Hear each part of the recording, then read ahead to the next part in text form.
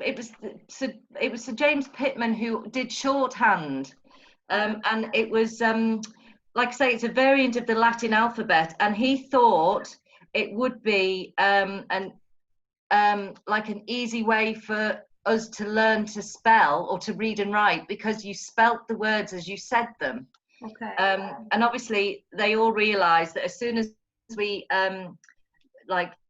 it wasn't just the one classroom. They tried it in the 60s in various areas. Yeah. So it wasn't necessarily I don't know if it was the government, but it was a council or whatever, the education people that tried it, but it just didn't work. So you can have a read about it yourselves. Yeah. It's quite interesting, and that's why I'm off. I don't want to do phonics, because I think phonics is the same as this. Yeah, it looks pretty awful. From what you put up on the screen, it didn't look very nice. No, it's horrible. Yeah. So it's put me off. So when did they stop using that? In the 70s. Okay. So it didn't work? No, it didn't work. So if you go back, if you read the quote from the blog that was, it seems like a good idea, but it's a dismal failure, because it was. Because like I say, we all had to relearn to read and write again in the correct way. Okay, thank you. So so I hope those examples explained like what I meant. There were very good examples. I know it was a bit childlike, but I do apologise. No, it was very professional. It was very good. Fine. So therefore, that's why I never learned grammar. I've had to learn later on in life, because I never learned. So anyway, sorry. You're absolutely right, Paula, because the 60s became what they call the laissez-faire experimental period, and it wasn't just the government, it was all sorts of idiots, and it became a complete mismatch. But what your presentation also highlights that some of you may not have thought about, but this is something my mother was very concerned about when I was a very small child, is teaching kids language like woof woof and choo choo is almost as bad as teaching incorrect phonics, because then they've got to learn the proper words afterwards. I agree, yes. Paula, can I just say thank you so much for this presentation, because you have solved a life mystery for me. Because when I was about 15, my best friend brought a book into school that belonged to her mum. And it must have been written in ITA, because we were all looking at it going, what is it? Where's it come from? Yeah, that's true. The whole, like Ladybird collection, they rewrote them all. Like, did you see that one book that said about the policeman? Yes. Well, they spent it POLEES, police. And they rewrote loads of books. In this form. So I've been thinking about that book for 20 years, going, what was it? And you've solved the mystery. So I'm like, yes. As soon as I get out of here, I'm going on Google. So thank you so much. Oh, you're welcome. Glad I've been of use. Anybody else? Any other feedback? Anyone say anything? Or? Oh yeah. May I jump in? Yes, Josh. Hello. Yes. Morning. Oh yeah. Yeah, Paul, I think that's really interesting what you said about feeling sort of confused and bewildered by phonics, because I think that a lot of non-English speakers probably feel the same way when they've changed tracks from their mother tongue to this tongue, and sometimes perhaps with alphabets as well. If they've come from, I don't know, some like an Eastern country with a different alphabet, it may be exactly the same thing. That sort of like, which language am I speaking?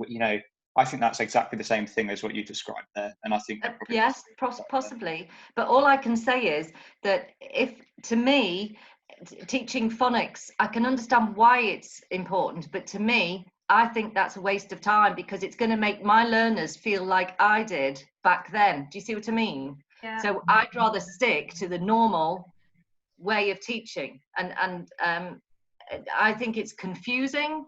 I mean, I know I have to do it. I don't want to, but I just think it's extremely confusing for the entry 3 learners we have that struggle. I mean, they spell like they speak now anyway. So I just think it's about correct spelling. And like I said, with the case study in Wotton Prison, I made him learn spellings, like parrot fashion, doing a spelling test every week. And then if he forgot his word, he could refer to his little personal dictionary notebook, where what we did was if he misspelt a word, we'd write it in. So let's say if it was, he spelt the word different, and he spelt it wrong, we put it the way he spells it in the book, and then next to it we put it the correct way. So either way, he had he could just go to D in his notebook and find the word. Now, I just don't think the phonics thing is a very good idea, to be fair, because it's just going to be going back to, like, then they'd have to relearn again. Do you see what I mean? Yeah, but Paula, yeah. what I would say is keep it as simple as you can. Don't get confused by it all. But you know where he was using a word like different? Yeah. How you could use the phonics there is once he's got the correct spelling, is then teach him how to sound it out so he remembers it. So well, like yeah, but that to me like is syllables. So I do it in syllables, not in phonics. Exactly, and that's what I think you should stick with, because that's the most beneficial things. Because our language is such a hodgepodge of so many different languages because of all the invasions way back in time. Though there is no consistency to our language the way there is in German and other languages. Very good point, Shirley, about history. There's a lot of historical things. And these kind of, we're just coming towards the end. And I mean, the phonics, I'm not sure whether anyone has done the one-day phonics, the post-16 phonics course that's also available through ETF. It's a course that I also deliver on as well. Has anybody done that training in the college? No. Training No, okay. Okay, but you know the post-16 phonics toolkit, that might be helpful. I mean, thank you so much. I just want to just quickly mention a couple of things, Paula. I mean, thank you so much again. What marvelous topic, really very, very insightful. A lot of key things there you mentioned in terms of good practice that the learner they've got to want to achieve. So we've got to also keep in check their own internal motivation behind doing something and making sure that we keep that in check. Regular spelling tests, definitely, absolutely brilliant. The basic techniques like look at the word, cover it, and from memory, and then write it down, or even using the Feynman technique of spelling it, you know, verbal spelling as well. Now, in terms of reading aloud, you mentioned that's also very powerful. That will help them to process the words even more. And if they're processing it, they might be able to, in their minds, see the lettering as, you know, while they're saying it. So that's really powerful. The thing I want to say about phonics is the fact that just treat it as another tool in your toolbox. Nobody's saying that Ofsted will be looking at phonics teaching embedded in teaching like they do in the primary schools, because in primary schools it's been made compulsory since 2006.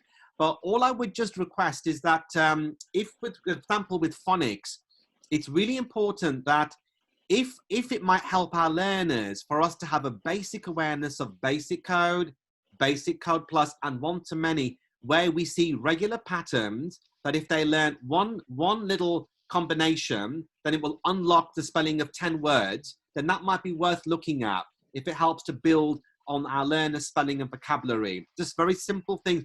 But we don't need to teach the meta side. We don't need to teach the different symbols of the international you know, phonemic alphabet. We don't need to go into the IPA, even though the IPA symbols have been used on the in the DFE document to categorize words from E1, E2, E3. That doesn't mean we have to be teaching that to our students, but just for us to have an awareness of the 44 sounds that make up the whole English language system. Okay, so that's just to have an awareness. And again, it's a matter of choice, whatever you feel comfortable with.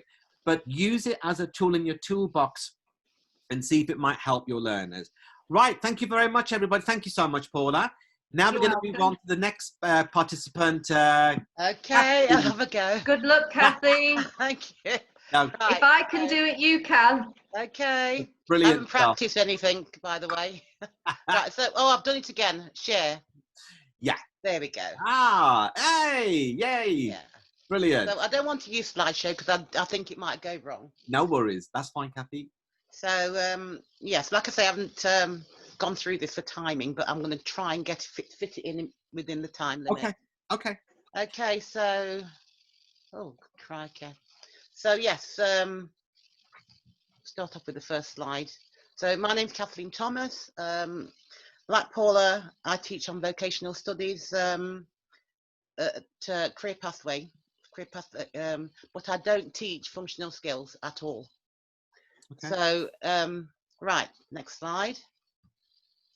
I'm going to quickly go through this, gloss over a little bit of it.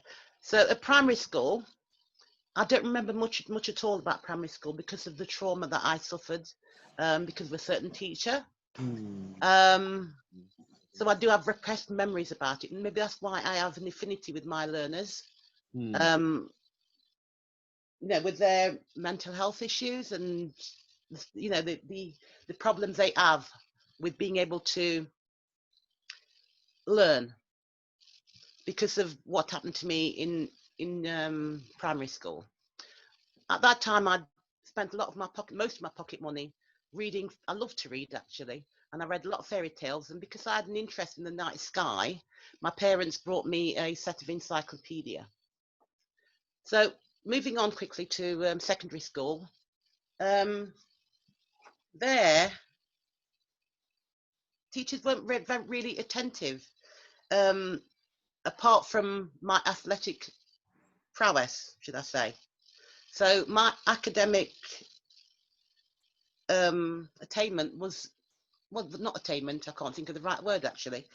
It was neglected. The academic side of my life was neglected by the teachers, and it was all about my, you know, my running and my jumping and my throwing abilities. Until this person had such a effect on my life. She only taught us. It was a supply teacher called Joanne Makepeace. She only taught us for 1 term, but the effect on my life was so massive. So I was influenced by her. She taught me. She encouraged me to write poetry and to, you know, to really, what's the word? I can't think of the word actually. She taught me to be that I could do things academically. Believe in yourself. Sorry? Believe in yourself. Believe in, that's it, self-belief. That's what she taught me. And it's helped me all the way through. Anyway, when I was about 30, I decided to do something, because everybody, family, friends, and even my own children were telling me that I should be doing something more academic. They thought I should be teaching or doing something. So I went back to college and I did my NNEB.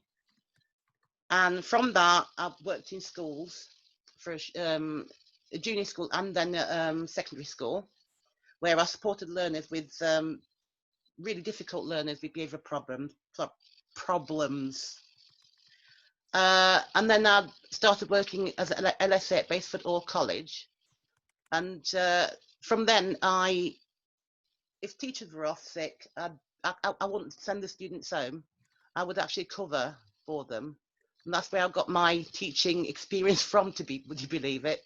So I've only, 2.5 years now that I've been teaching on vocational studies, but like I said, not functional skills. So the next slide. These are some of the books that I can remember reading in the 60s. And I had a vast array of comics. All my pocket money went on to comics, from Twinkle to Marvel. And I love Rupert the Bear, by the way, and fairy tales. Right, so because of my early experience in school, and even now it still affects me, like talking about things. It's one of the things I do with my learners is I tell them about my first presentation, where I knew I had to do it, and I was so determined to do it that when I stood up and I went to the front of the class, I was not just shaking, I was quaking, visibly quaking, where my head, my hand, my feet, everything, or my whole body was quaking. And I could hear people saying, oh, look at her. But I persevered and I did it. The next time I did it, it was a little, you know, I was still shaking, but not as bad as I was. So this is what I relate to my learners when I ask them to do presentations. I always tell everyone in my class this experience that I had, and I've got better, but I'm still not good. I think because of that trauma of having to being brought out in the classroom in primary school, and having to stand at the front while the teacher said, you know, and with a D, actually, she had a D. I had to hold a D while she said horrible things about me. I know it was in the 60s in a different area and people could get away with it, but that has affected my whole life. Anyway, moving on from that. So yeah, so I started the college. I did some training on the reading program, remedial reading program, to recover learners' reading. The college purchased specifically a set of books and resources to work with the learners who had difficulty reading and writing. So mainly entry 2 and entry 3 learners. So I did assess their reading levels and did one-to-one sessions with them mainly to begin with. This improved their, you know, confidence and ability to be able to work and to, you know, to work better in class. So I'd take them out for twice a week, one session for reading, one session for writing. So this particular student that I had, he'd constantly disrupt the class, not in a low level way, because he'd be talking and he'd be not doing any work. But when I sat with him, as an LSA, I sat with him and I realised that he didn't know what was going on because he couldn't actually read properly. And his friends used to actually do his work for him when he was there. So I spoke to him and we had a long chat, and then I realised what was wrong, what was going on with him. So I asked him to join the reading programme and he was quite willing. So he came along and we started off, actually built quite a lovely rapport with him. And I think you need to do that to break down their barriers so that they can express how they feel to begin with. So,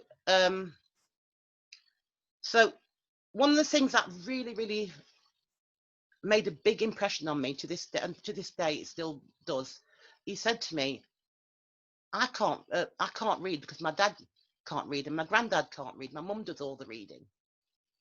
And so that to me was the major barrier for him. And we talked about it and we discussed options and what we could do. And then we started off quite basically with just the alphabet alone, sounding out the words. And then I use my tablet because I've got a lisp as well. So I can't say the letters properly myself.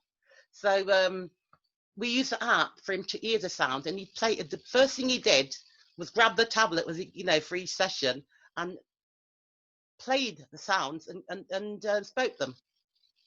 And sounded them out. The next thing we did writing, and what did we do? I can't remember now.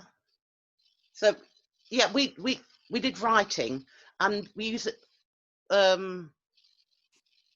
We use the tiles to help with his spelling. And the thing that really, really impressed him was when I showed him what you call I didn't even know it was called that actually, the split vowel. How the E, the magic E, changed the sound of the first vowel sound from that mad to made. And he said, nobody, Kathy, nobody ever told me this. And he progressed so much during that time that I spent with him that he actually started inviting his friends along. And he asked me if these friends would come along, and then we ended up being a group of 3, sometimes 4 of his friends, and they all worked together. And eventually, he actually was able to read a sentence out in class, which to me was a total success. And yes, it did actually. The reading program was. I really miss it because it was such a good tool for the learners, and for them to feel confident in their own ability. So yeah, so some of the things that I did use with them was use phonics to sound letters. We tapped out symbols. We started reading. The books that we had was graded. So we started off with a low grade reading book, and we progressed to, and they really, really worked hard on it. They took things that I also actually made tiles for them on A4 paper, and had it laminated and cut them out, and they could take them home and practice at home. So he actually, this learner actually said that his dad, he was teaching his dad at home, which was amazing. Yeah, and words that they could recognize on sight. So sight words we'd use as well. What I'd say to them, go away and remember, look at the signs and posters or anything you see on the road, and try and sound them out in your own mind so that people don't hear you. And this is what he did. And to me, that was such a success. Yeah. So what was this one? Okay. I can't remember what I did now. The app, I encouraged them to get the app. We used Montessori, but there's another one that I can't remember that we used as well. So yeah, example. Let me give you an example of, I don't know if you can see this properly. Can you? Yeah, I can see it. Okay, so this is the sort of work that they did. They wrote this. Yeah, the spellings, we did spellings, they wrote those down, and then we'd correct them. We'd use the tiles to sound out the letters, and they, move them around and spell the, do the correct spellings. And for the reading, when they got the words correct, I used a worksheet, and I just ticked them, and then we'd go over the words, what they didn't get correct, and we'd work through that and sound them out, and that helped them as well. So sorry, I wasn't very fluent there, because I do get, and this is what I explain to my learners as well, I still get nervous doing presentations. So and I try to wing it as much as possible. So that's okay, so I've finished. Thank you, Kathy. Honestly, that's amazing. I know. I'm still a work in progress, by the way. You're brilliant. You're amazing, right? And let me tell you that, okay? Thank you. I'll give you that was great, Kathy. Well done. Well done. Thank you. Any other comments from anybody else? Well, I'd like you to come and do like with that, what you've just said, the last bit of your session with the spellings, I'd like you to do perhaps like come and speak to me and Philippa and others in Career Pathways and show us how you did that. Because that would be great. I really miss it, actually. I really do. Because I felt a sense of accomplishment. I felt that I achieved something with the learners and their behavior, everything about them changed when they knew that they could actually read and write. Yeah. Because it gives them a new lot of confidence and self-belief. Yes. Well done. Okay. Right. So how do I get off this now? Okay. So what you can do now, Kathy, is you can just stop the share. Oh, yes. I see it now. Okay. Well done. I just wanted to say, Kathy, that was so inspiring. Thank you so much. It didn't flow very well, but I know. But like I say, I'm still working on it, and my learners know this. No. I mean, thank you so much. I mean, with regards to the personal story, I'll come into in a minute, but with regards to the phonics, because you actually demonstrated 2 types of phonics. One, which is analytical phonics, which is around kind of getting the letter sound combinations correct. So making sure that, if for example, EA is then you find words that have and that's actually called, for example, analytical. But with regards to the other one, which is the sounding and the blending, that's actually called synthetic phonics. Okay, so they are so you gave some very powerful examples of the differences in phonics and how it can be helpful to students. So thank you for going through that. And you know, like when I also explore my own schooling, which was also relatively poor as well, Kathy, what I do to try to rationalize on some of the poor teaching and some of the very inappropriate behavior of teachers during those times, because my schooling was late 70s, early 80s, was that it's not me, it's their state. It's got their state, has got nothing to do with me. They should have taken responsibility. And I'm sure in their life journey, in their own life journey, their own life history, I'm sure that would have been pointed out to them at some point, or there'll be some consequences of that. But I think for us, we have to gain the kind of, you know, what is the message in here?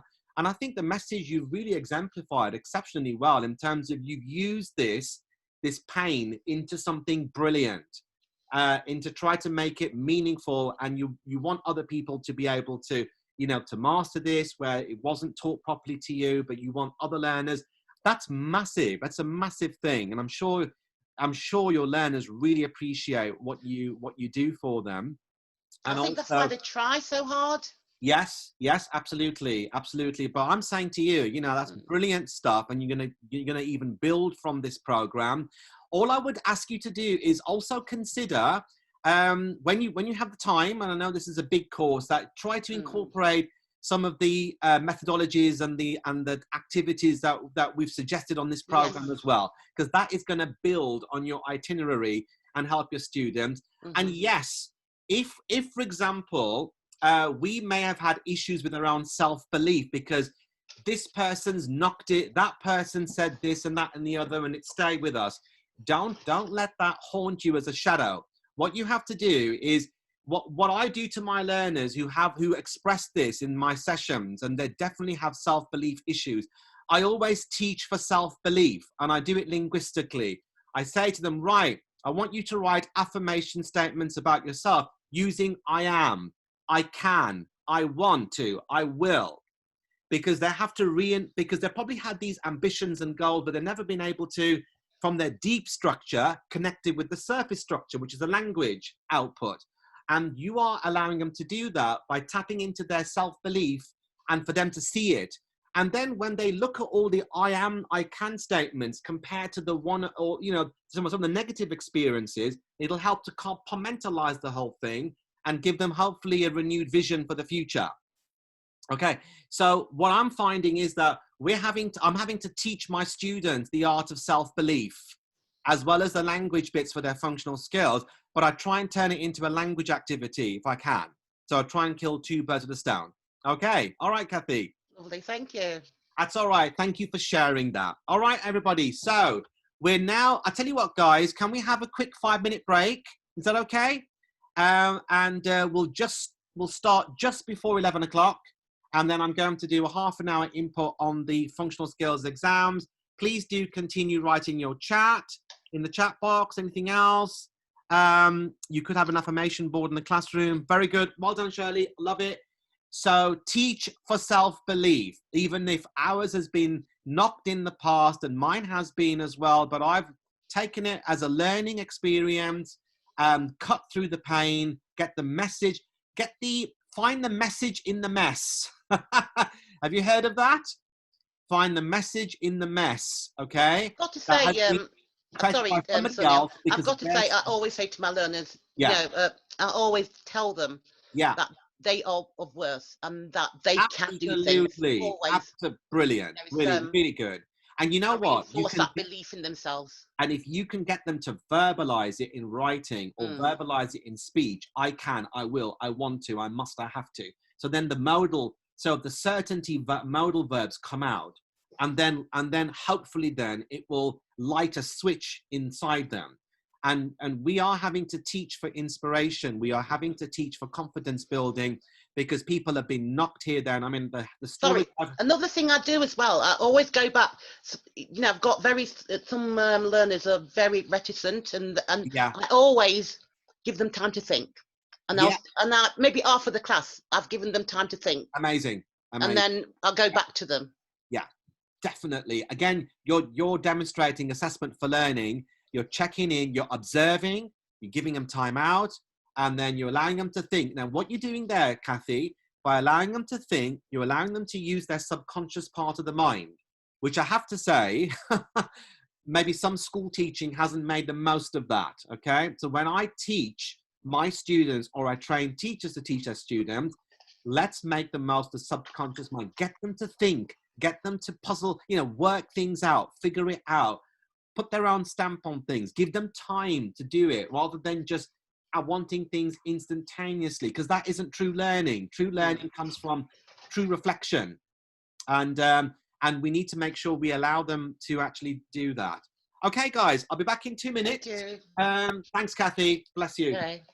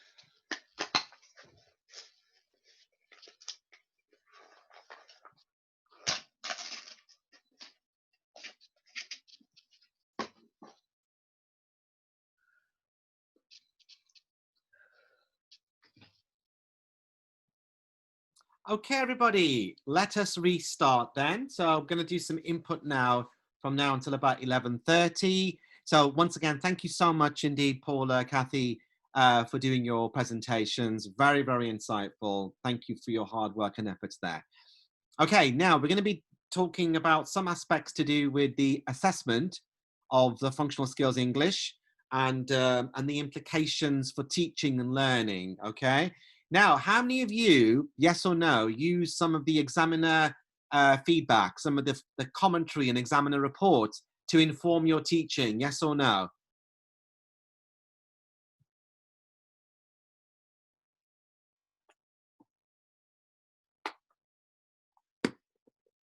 Okay, let's have a little look.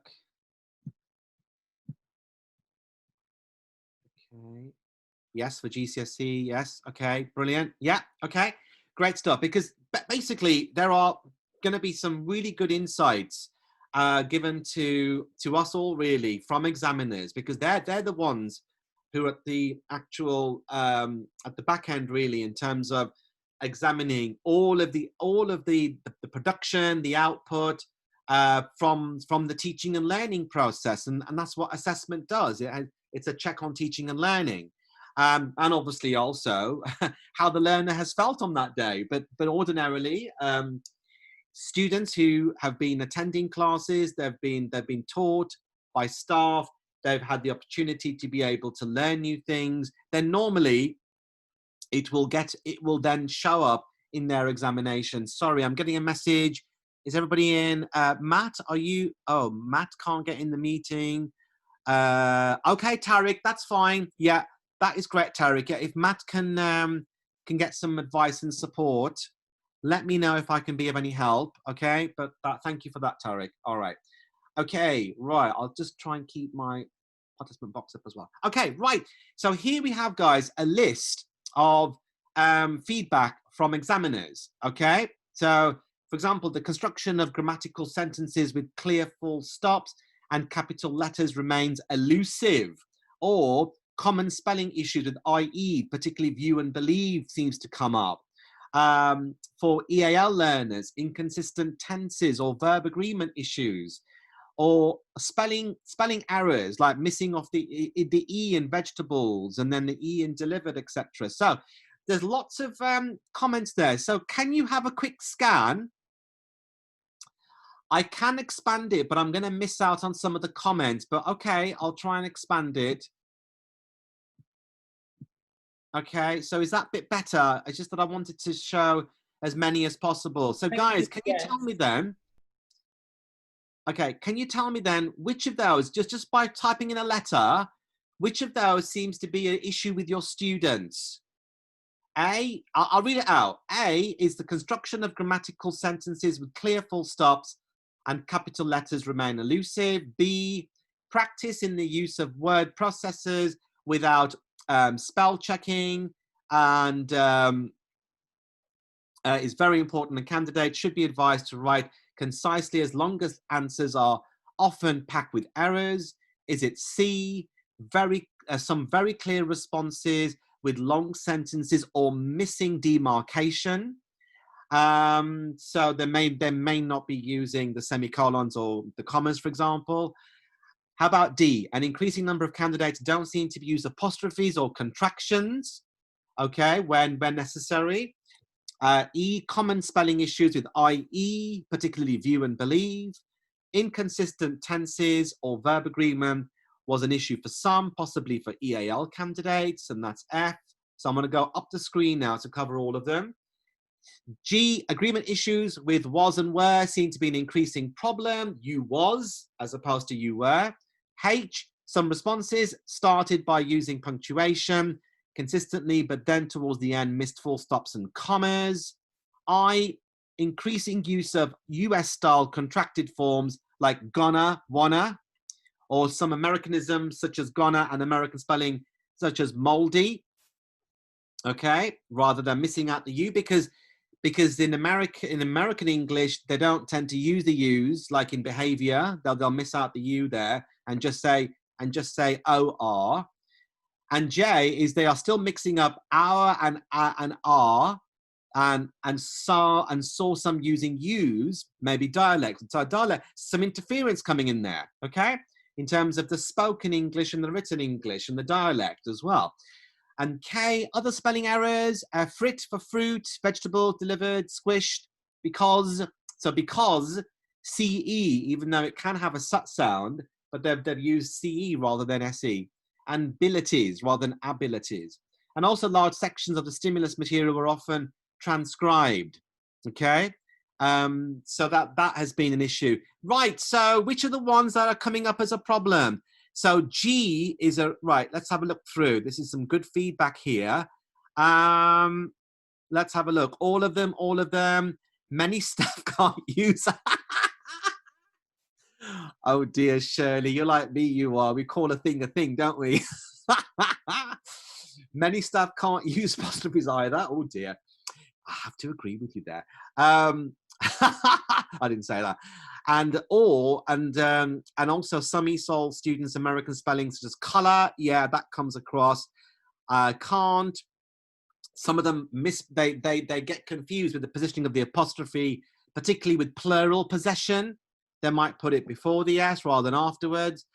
All of them, A and C and H for Joe. So Joe, that's great. Thank you. G is a real problem. Agreement issues, right? Apostrophes at the end of the plurals, like cats, yeah.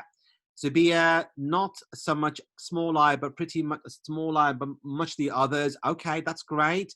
I see a lot of these. Josh is saying L is interesting to me, and I have seen that. Brilliant.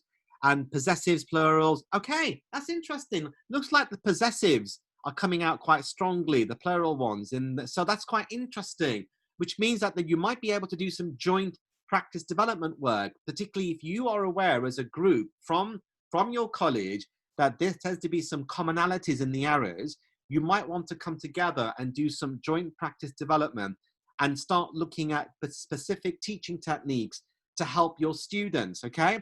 Now, with a lot of these things, I mean, do you like giving students error correction activities? Do you deliberately give them texts which are full of errors and particularly types of errors to get them to correct? Or do you discriminate the errors in the sense that you only have grammatical errors in there for them to select, or punctuation errors, or this activity, spelling errors?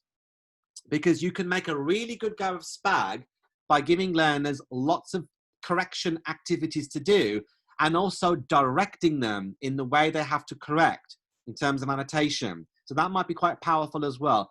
You can, with regards to grammar, you can teach the grammar explicitly if you feel your learners are up to learning some of the meta language. Now with ESOL students, I tend to find ESOL students tend to like this, particularly if they've had a grammar translation approach to teaching English in their history. But in terms of the native speakers who may not have had a very rigorous approach to grammar teaching, they may not be. What I tend to find quite useful is I always like to see what's happening currently in Key Stage 1, Key Stage 2, Key Stage 3, and Key Stage 4 teaching in schools with regards to SPAG, okay? Because if I know what kind of direction the school teachers have tried to take the learners in, then I sometimes like to then repeat some of those, the content that they have covered, and then hopefully that might give students a fresh insight in what the school teacher tried to do. And that also for me, it makes it consistent that if, say, for example, if in key stages that they say, if they're saying clearly we need to teach phonics quite explicitly, then I will give that a go. If it may, and again, it is about trial and error, you know, it's about trying things out. Right, guys, are there any other comments or questions regarding that? So please do use the examiner reports. They're very, very powerful. I'm just going to now go into another document. Any comments? Okay. Right, I just need to go into another. Okay, here we go. Whoops. I just need to go back into share. You see, I'm having share problems today. Here we go. Okay, right. So let's talk about what's hard in functional skills, English level 1, level 2. Now, you might say, Sunil, my learners find everything to do with functional skills difficult. Do some of your learners say that? I find everything hard and difficult. How many of you have got learners who have a majority view they find functional skills challenging? A fair few. Haha, so true. No, Shirley, no, they can't do that. Okay, guys. So we know at the hard end of it, we're dealing with the realities, and this is what we need to do. We need to call a thing a thing. That, you know, a lot of things that students just don't like, and we need to own that, and we need to try and our job is very much to get them from that fixed negative state into a growth, positive, optimistic state. For me, I'm teaching post-16 students, that is always influencing my choice of teaching methodology, pedagogy, resources, and tactics. It really does, because I know what's going on in their minds. I know how they've been taught before. I know the things that people have said about them as learners, and I know all of that. So my teaching is all front-loaded with trying to get them from a fixed mindset to a growth mindset without making them anxious, and also without keeping them in a comfort zone. Right, so let's have a look at here in terms of some common difficulties here and what we can do about them. So students don't read the question closely enough, so I missed the point. Do your learners have this problem? Do they read the question carefully? Do they take the time to analyze the question? Do they take the time to pinpoint certain keywords? Yes or no? Yes. Thank you, Natasha. Level 2, writing questions, ask for contribution on the internet. This put them off because before they'd even started. Oh dear, Joe. Okay, that's interesting. We may need to get them to connect with the actual theme and the context first, as we mentioned before, with with like a discussion, and maybe get them to do some anagram work with keywords before when they walk in, some quizzes, get them going. Show a video.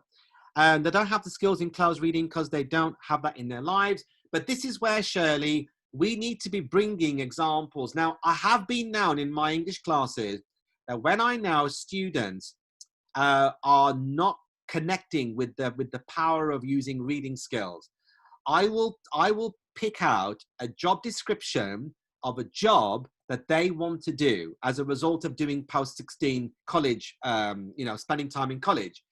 And what I will try and do, I'll try and pick a responsibility, like to be able to read reports and summarize key findings to your manager. I'll pick that out because it's a job they want to do. And I'll say, look, this is what you need to do for your job. What do you think you might need to do? And is it not the same as this functional skills activity? If you did this, it's going to help you with your future job. So I try to use lots of clever transferability when I'm trying to get my learners to dedicate their time in learning the reading skill. We can only do our best. Like all I'm telling you here, we can just do our best. And if it doesn't connect, at the end of the day, it's up to the learners to take it all in and then produce the goods for their own good. That's all we can do. And if they don't do it, then we've done our best. And maybe along their life journey, at some point, they will say, this is what Kathy was saying. This is what Paula was teaching me. This is what Shirley said, or Tarek, okay?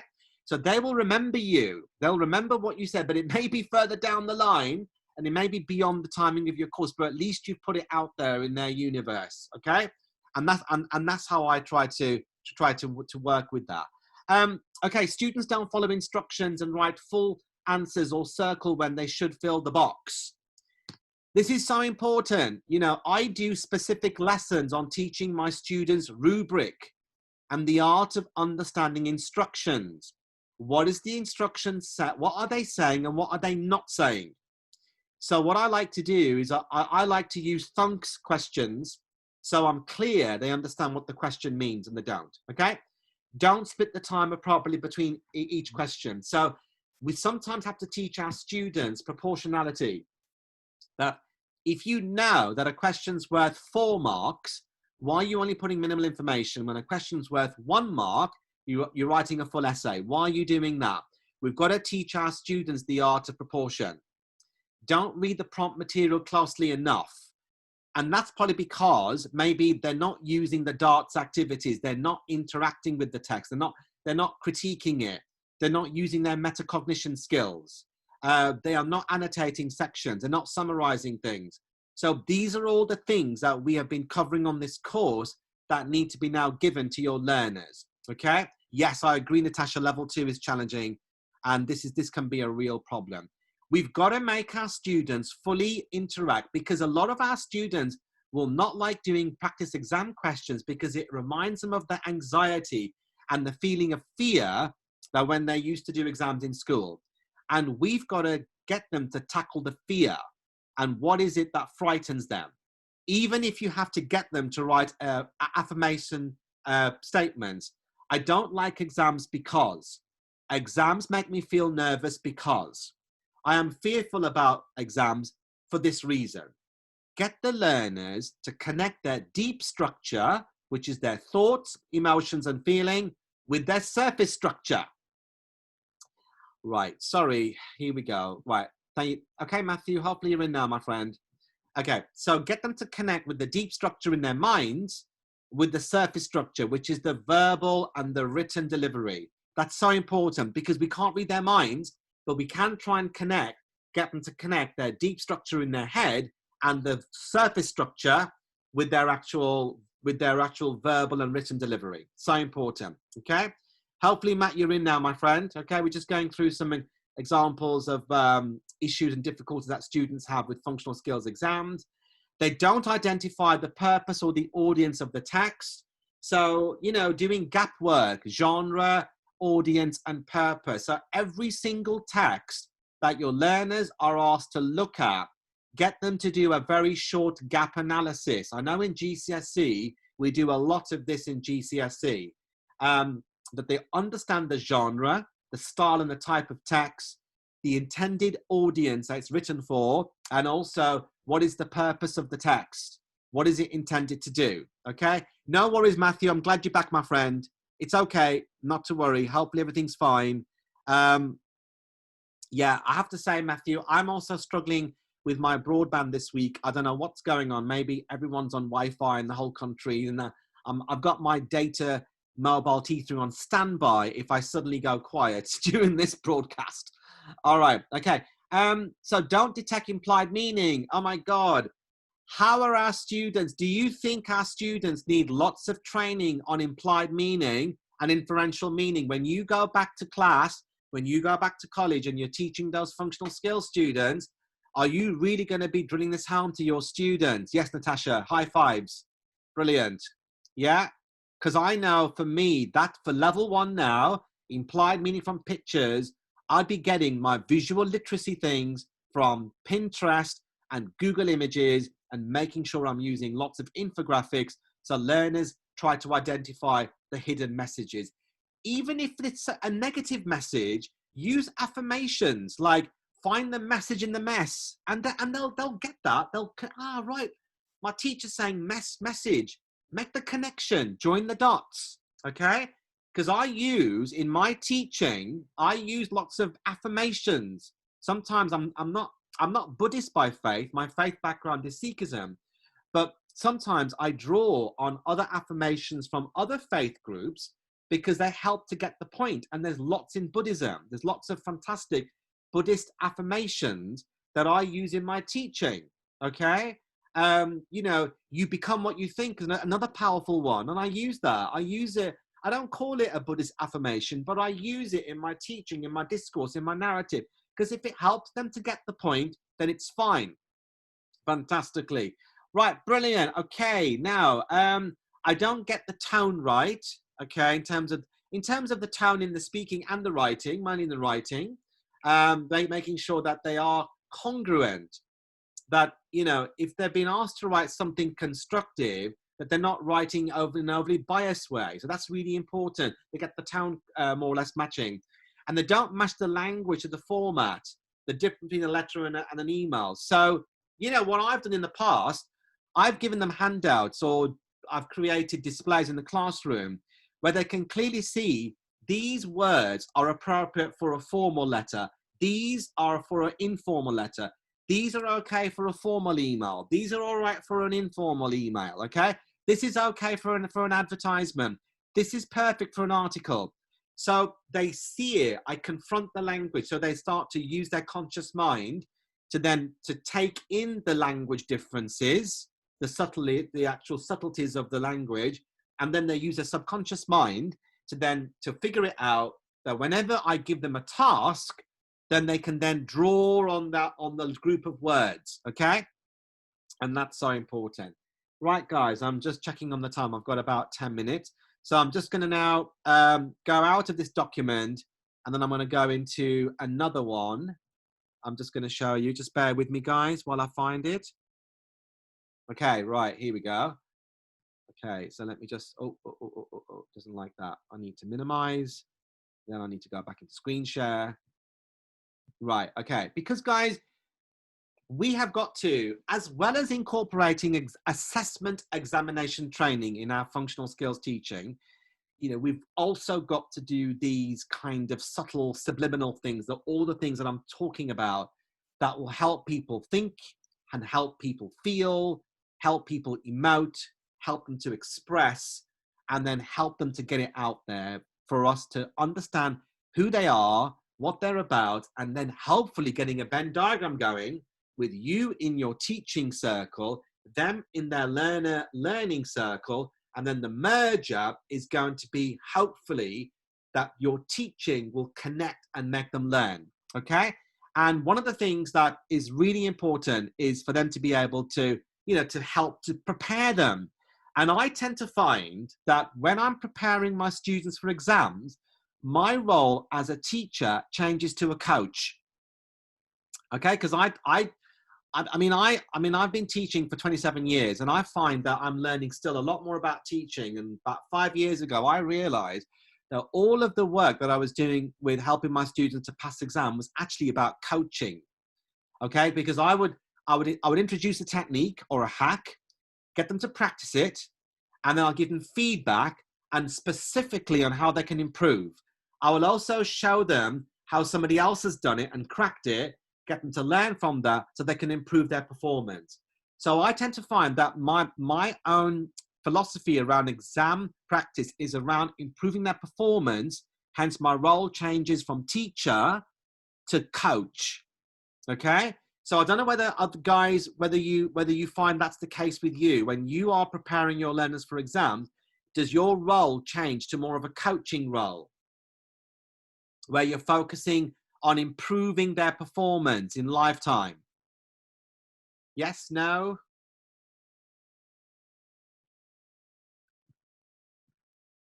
Yeah. Okay, brilliant. Thank you, Tarek. Okay, fantastic. So here are the things that can help your learners. And obviously, if I was to do this activity on a face-to-face level 5 course, then we'd use it as a card activity and get people to look at the importance. But for me, I think they're all important to a degree. So give them lots of practice tests for them to build their resilience. And what you might want to do is you might just want to, yeah, like a boxing coach, Tarek. Absolutely. Absolutely. That's a good one. That's a good one.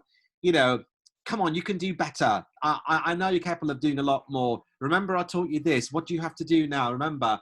So you always keep egging them on in a very positive way. It's a really good thing. And my learners know when I'm switching my roles. And so they know that they're going to have to perform. And they know that they'll get good quality feedback that will help them improve in the future. Okay, so engage and motivate, get learners to write practice test questions. So have you ever thought about asking your learners to write examples of questions? Because if you can ask them to write questions, they're using their creativity skill set, which is the highest point of Bloom's taxonomy.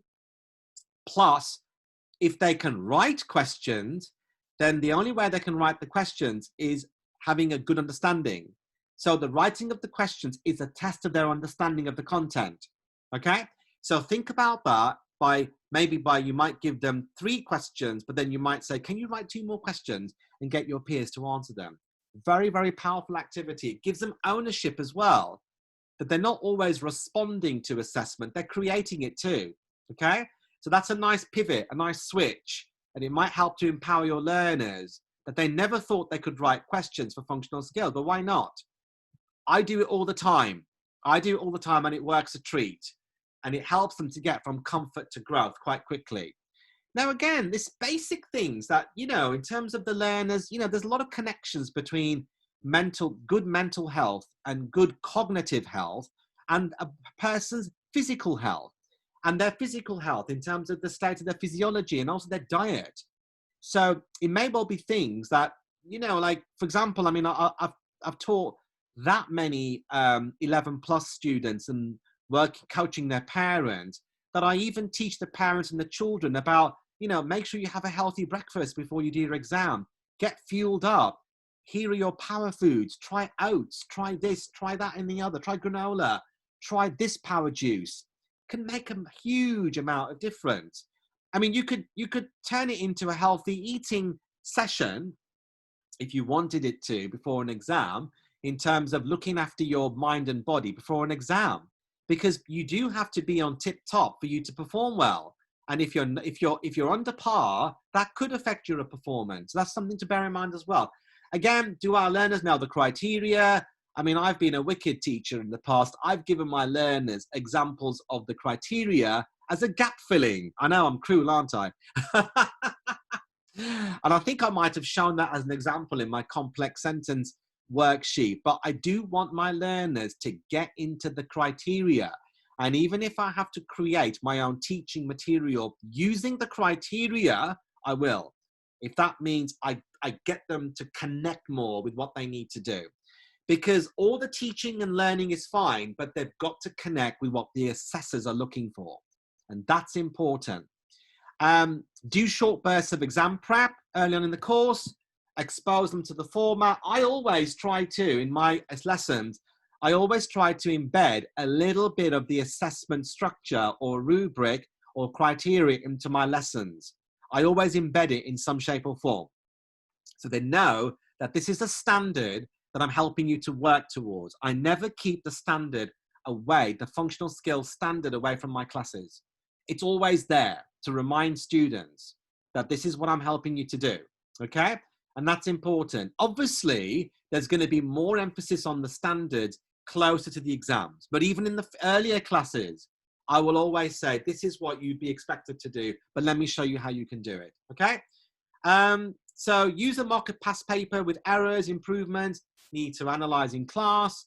So yes, you know, give them, you know, I always deliberately like to write the answers to the questions, but I do it in a way that shows to student that this answer from a student is only 50% correct.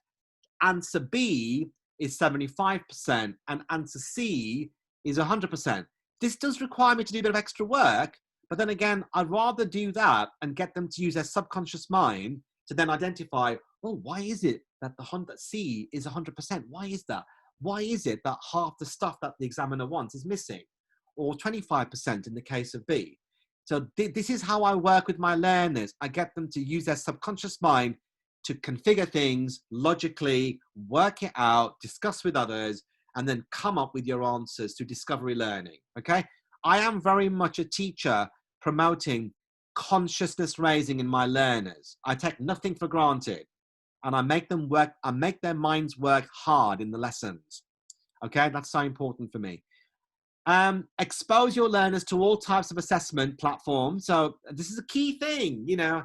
How many teachers have said to me that the learners have to do their, particularly in work-based learning, they have to do their tests on screen, but they don't do enough screen practice.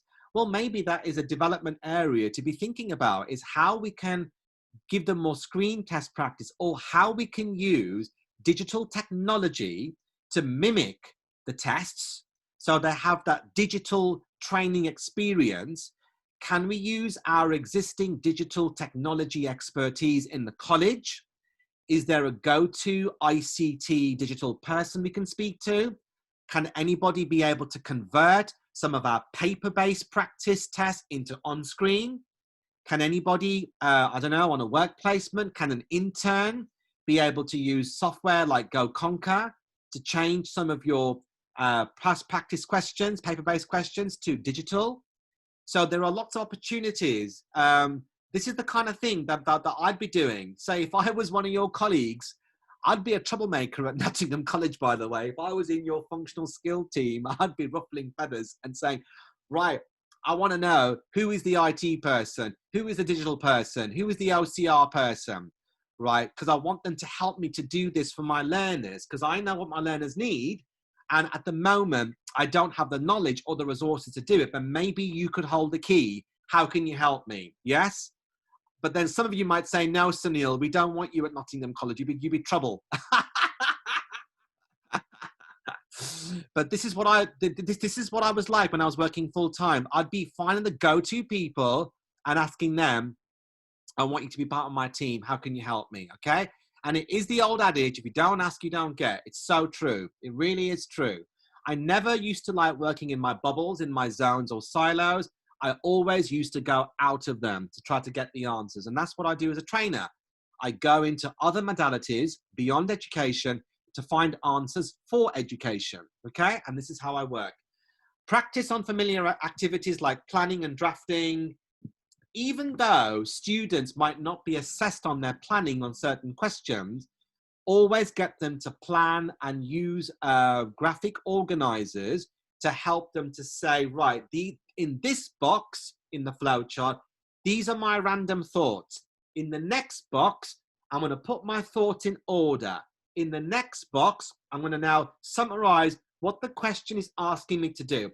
In the last box in my flow diagram, I'm then going to write a little outline plan as to how I'm going to write the question, how I'm going to address the question. Then I'll give the student from a flow chart for their planning, I'll give them a graphic organizer, which will then allow them to, in the first box, to write the introduction, the second one to write the main body, and the third one, the conclusion. And if I was going to use differentiation, and if I knew my learners would struggle, I'd give them key words in each box for them to write. Once they've done that, I've checked it, give them feedback, then I will then get them to write the whole thing freehand.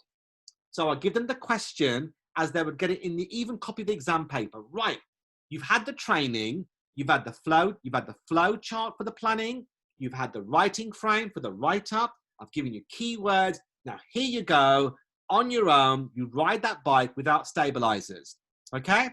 And that's what I do. And then at least they do it, and and then normally it helps. Then again, I give more feedback, and then we do a second draft, okay? And communicate well with learners and feedback on their, that is so important. Find the time to give them feedback.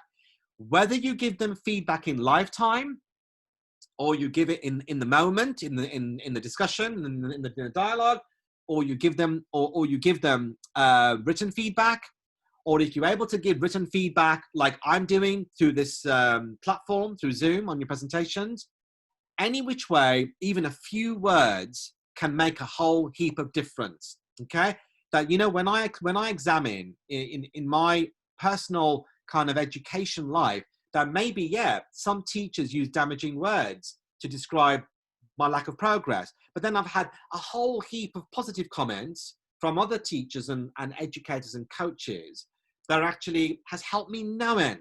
Okay, so we need to also empathize with our own experiences as learners, as coachees, what kind of feedback has helped us, what has helped switch on our lights, and we use that to then help our learners. Okay, guys, all right, so that is my half an hour bit on examination prep. Any key observations from anybody? Anyone wishes to share? Anything that you'll find? Okay, some comments here. So Shirley, you're saying, right, we've got Joe, you're saying, use early years magazine. Yeah, use contextual. Really good stuff. I know, Shirley, we've got it it's, again, in this game, it's trial and error. For me, trial and error, tears, asking my colleagues for help, and then they just reach out with something. And it always helped, particularly when I worked in prison. Really helped. Shirley, you're saying do time short pieces from early on. When left on their own devices, they seem to go back to bad habits, spend too long on low mark questions. Yeah, we've got to try and get them out of that. And even if we can, I mean, what I've done is this, right, Shirley? I mean, for everybody is I do a lot of the development work so I can get the message across to my students. I have written, I haven't got any to show you, but in the past, when I was working full time, I would present my students with case studies. This functional skill student did this in their question and they got 3 marks. This functional skills student did this for their answer. They got 10 marks. Can you tell me why this student got less marks and why this got more? And I'm trying to present the case studies as authentically as possible so they can relate it to themselves, okay? And then let them connect the deep structure with the surface structure for them to say, oh God, that's me. What do I need to do, okay? So we want to be able to get those lights switched on. Siobhan, I do all that for GCSE examiner reports criteria. Absolutely, Siobhan. So really, it's good practice. I mean, I always do it for functional skills, and I do it for particularly GCSE. And I have to be honest, Siobhan, it has come from my GCSE practice, what I'm doing for functional skills, because it really does help. Really does help, okay? Because we know that the GCSE exam is a tough exam, okay? And that's because it's tough. We need to do lots of prep work. But then again, functional skills is also tough for lots of our learners. And the more we can adopt that GCSE mindset, the better. It's difficult when IT is not available. I do understand, but this is where, maybe as a department, you might need to completely look at all the IT strategies available to you internally in the college and outside on the www, okay? And remember, there are lots of teachers who are very active on various platforms and forums on social media where you might be able to connect with them and you might be able to then get more information from them, okay? So you might be able to find Facebook groups, Instagram groups, LinkedIn groups for teachers of English, okay? I've not looked myself, but you might want to look at doing that. Many find paper-based more accessible because they find it hard to flip from passage to questions, but to see them side by side as you can with paper-based. Fantastic, agreed. And then Paula, my E3 students prefer written papers. Fine. I mean, again, if your learners are able to choose which assessment format and your college can accommodate it, then obviously you then will align your assessment practice accordingly. Okay, guys. Okay, right. It's nearly now 25 to. So we're going to have a break now, and then we're going to then I'll be up and running again in about 35 minutes rather. So carry on writing your comments in the meantime. Enjoy your lunch break, and then we're going to start the running order of the other presentations, guys. Okay, thank you very much.